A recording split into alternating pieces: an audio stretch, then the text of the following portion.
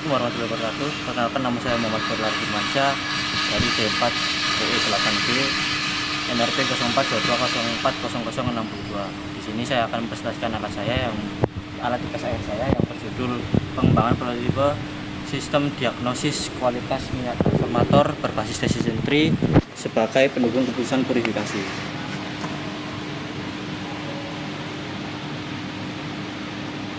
Nah, di sini tertampil LCD dengan judul saya.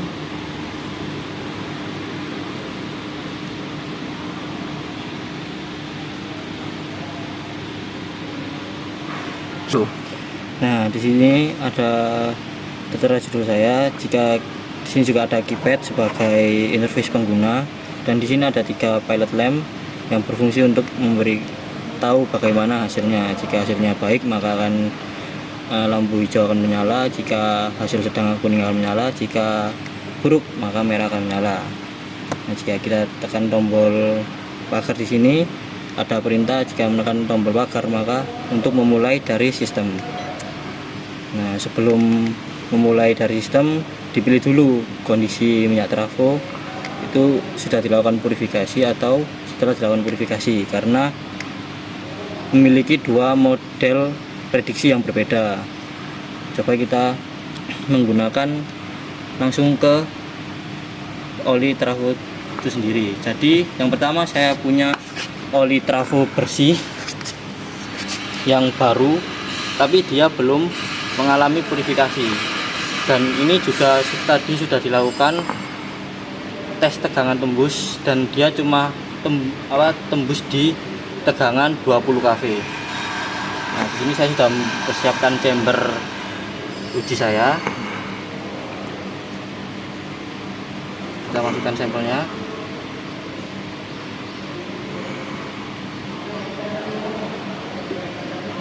Kita buka pintunya. Nah, pintu ini bertujuan untuk mengurangi noise cahaya untuk pembacaan sensor dari sensor warna, karena sensor warna memiliki tingkat kepekaan yang cukup tinggi terhadap cahaya.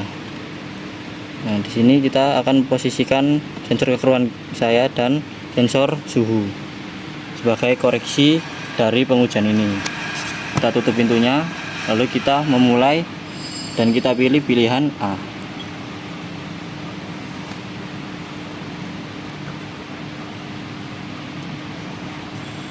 Nah, sebelumnya ini akan membaca dulu selama 10 detik untuk mengidentifikasi dari standar-standar yang ada. Yang pertama, suhunya terukur suhu minyak trafonya hanya 29,3 derajat Celcius, dan tingkat kekeruannya termasuk ke dalam jernih dan termasuk ke ASTM 0,5. Jadi ada standar yang mengatur tentang warna oli. Jadi jika minyak trafo ini lama digunakan dalam trafo, dia akan mengalami degradasi dari warnanya itu sendiri, dan dari degradasi itu ada standar yang mengatur bahwa nilai awal dari minyak trafo ini diberi skala 0,5, 1,0, 1,5 hingga 8,0.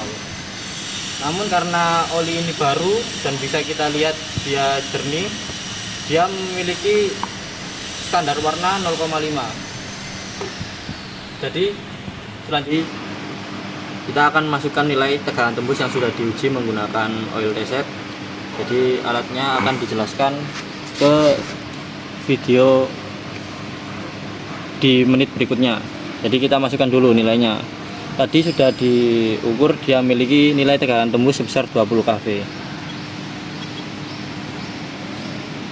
20 kV. Kita lanjutkan. Nah, dari metode yang sudah saya tanamkan, saya menggunakan metode SVR. Dia berfungsi sebagai meregresi atau memprediksi kira-kira dengan nilai tegangan tembus sebesar itu dan kondisi oli belum terpurifikasi, dia kira-kira bisa memprediksi berapa nilai dari kadar airnya. Nah, didapatkan nilainya untuk model dari sebelum purifikasi, dia dapat nilai 45,03 ppm. Dan umum ini adalah model gabungan dari data training di milik profil sebelum purifikasi dan setelah purifikasi. Jadi saya di sini juga membandingkan jika model digabung dengan model dipisah bagaimana hasilnya. Nah, di sini tertampil hanya selisih 0,31 saja ppm. Lalu kita lanjutkan ke sistem diagnosa. Jadi jika kita lanjutkan maka akan diproses oleh metode utama saya yaitu decision tree. Nah, dia didapatkan nilai buruk karena nilai tegangan tembusnya di bawah rata-rata atau di bawah standar, tidak lulus standar jika akan dimasukkan ke dalam trafo. Jadi jika kita reset maka sistem akan kembali normal. Nah, bisa dilihat di dalam chamber sini. Ini alasan mengapa saya membedakan tempat uji dengan tempat elektrikal. Yang pertama, di tempat uji seringkali ada minyak-minyak yang bocor sedikit-sedikit. Karena itu maka saya bedakan.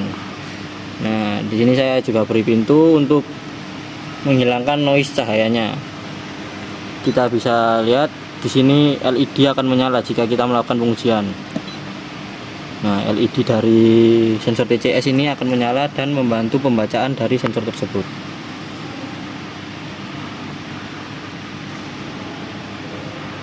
Nah, di sini saya juga memberikan sebuah pengunci agar wadah ini tidak bergerak, tidak gampang bergeser.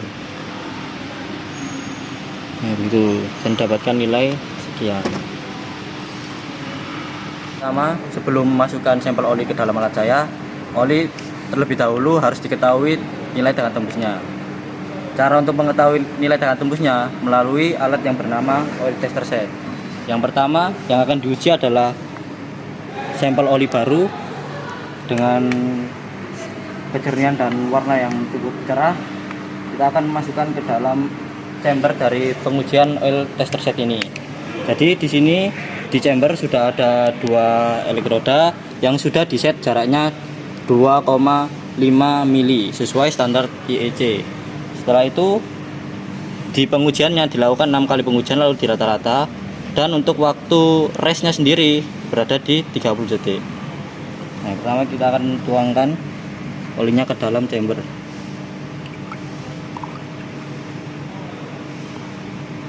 Kedua elektroda harus terendam agar pengujian bisa lebih sempurna. Kita tambahkan lagi untuk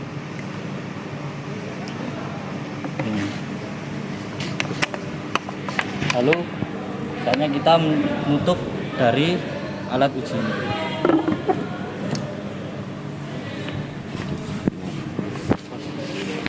Alat ini hingga alat ini menyala. Nah, baik, kita tadi sudah memulai 2 langkah pengujian dari 6 total pengujian. Jadi dari 6 pengujian tadi di rata-rata nilainya hingga mendapatkan nilai rata-rata dari pengujian ini. Nah, itu nilai yang diambil standar adalah 6 kali dari pengujian ini. Jadi nilainya tertera 21,4. Jadi nilai bisa disimpulkan bahwa oli ini hanya mampu menahan 21,4 kV. Nah, kita juga bisa melihat berapa distribusi datanya mulai dari pengujian pertama hingga pengujian ke-6. Kita tekan tombol redisplay untuk mengurutkan dari pengujian pertama 16,5 kV, selanjutnya pengujian kedua 19,3, pengujian ketiga 22,4, pengujian keempat 21,3, pengujian kelima 24,5 kV, pengujian keenam 24,2, dan rata-ratanya sebesar 21,4 kV. Itu nanti step selanjutnya adalah setelah kita mengukur tegangan tembus ini, tujuan dari saya adalah untuk memprediksi berapa nilai dari kadar airnya, dan juga untuk melihat berapa kekeruhannya. Jadi kita bisa menganalisis menggunakan alat saya apakah nilai tegangan tembus ini didasarkan karena kadar air atau karena kontaminasi partikel atau karena degradasi dari umur oli tersebut, dilihat dari kondisi warnanya. Itu tadi semua adalah proses dari pengujian alat saya, kurang lebih seperti itu. Mohon maaf jika ada salah kata. Wassalamualaikum warahmatullahi wabarakatuh.